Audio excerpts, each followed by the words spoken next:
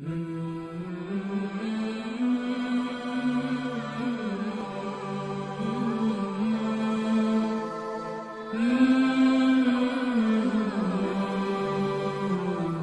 اللہ الرحمن الرحیم۔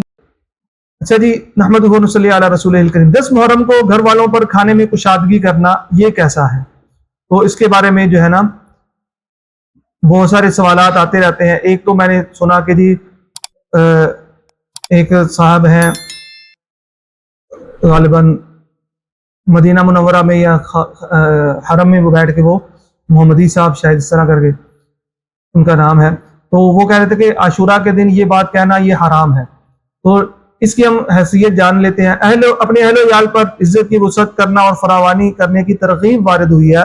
حضرت ابن مسعود رضی اللہ تعالیٰ عنہ فرمایا کرتے تھے کہ ان سے روایت ہے کہ حضور صلی اللہ علیہ وسلم نے فرمایا کہ جو شخص عاشورہ کے دن اپنے اہل و عیال کے خرچ میں وسعت اختیار کرے گا، اللہ تعالیٰ سارے سال کے اس کے مال میں جو ہے وہ وسعت ڈال دیں گے، عطا فرمائیں گے۔ حضرت سفیان ثوری رحمۃ اللہ علیہ فرماتے ہیں کہ ہم نے اس کا بارہا تجربہ کیا، لہذا وہ حدیث بھی میں آپ کو سنا دیتا ہوں۔ عن ابن مسعود رضی اللہ تعالیٰ عنہ قال قال رسول اللہ صلی اللہ علیہ وسلم من وسع على عیالی فی النفقۃ یوم عاشوراء وسع اللہ علیہ سائر سنته۔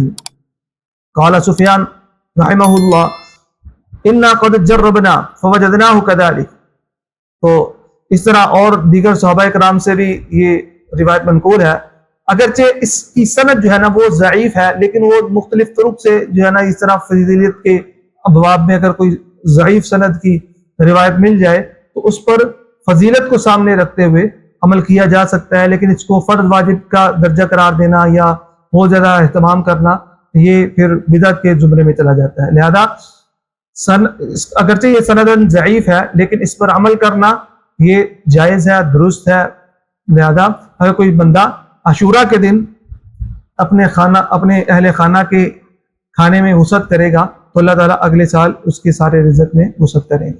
امید ہے آپ کو آج کی ویڈیو پسند آئی ہوگی۔ اگلی ویڈیو تک کے لیے اجازت دیں، تب تک کے لیے السلام علیکم ورحمۃ اللہ وبرکاتہ۔